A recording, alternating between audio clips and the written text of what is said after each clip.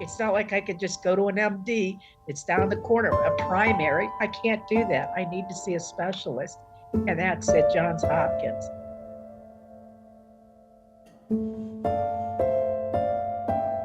A healthy person doesn't understand. You need to walk in my shoes to understand what telehealth can do for me.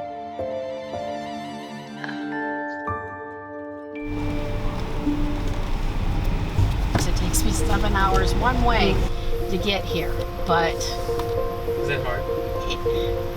Driving, yeah, it is hard. I have to take stops because of the blood clots and so forth. And it's expensive, $500 each time. The gas, the food, the hotel. My third trip in like 3 weeks because I was just here last week and I was here the week before that because I couldn't do telehealth, so. In Kim's case, she has a rare condition. She's had chemotherapy. She has physical barriers to transportation, including being in a wheelchair. She has cognitive differences related to her chemotherapy that makes it difficult for her to drive long distances. It's not just inconvenient to come for in-person care, it's really an enormous burden and quite frankly unsafe and unfair for her to have to do that. So I would love for us to be able to say, for whatever reason, that our rules have changed such that we can offer her cross-state telemedicine to meet her needs. In the United States, the practice of a healthcare profession is based on where a patient is located at the time the care is delivered. If I'm a physician and I'm seeing a patient via telemedicine, I have to be licensed where that patient is located during the visit. During COVID, most states said, it's okay, you can see patients into our state and we won't do anything to you, providers. And then all of those waivers started to expire as state public health emergencies expired. There's a lot at stake for patients if we're not able to change these rules. So certainly there are patients with rare and complex conditions who need to access their providers across state lines without burdensome travel.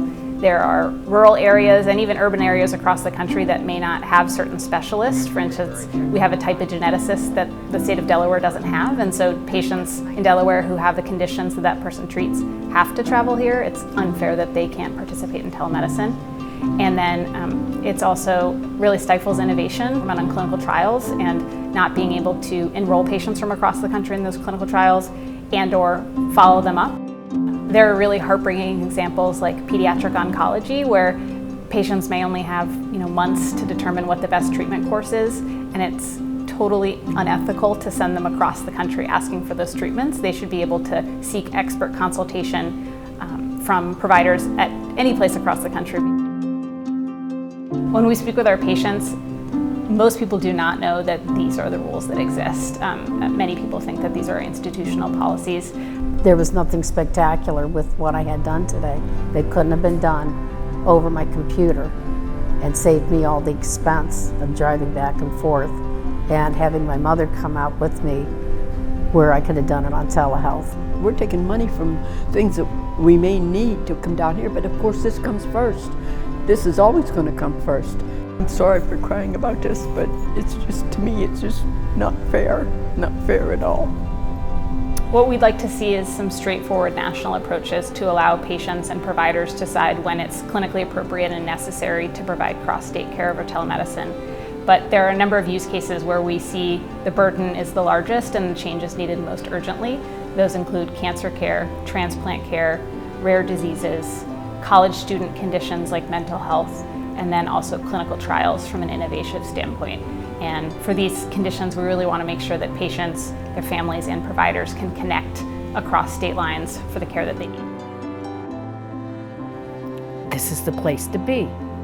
This, out of everybody I contacted with my 2 rare cancers, nobody knew what to do, but Johns Hopkins did. And I'm not leaving here because my life, it's my life,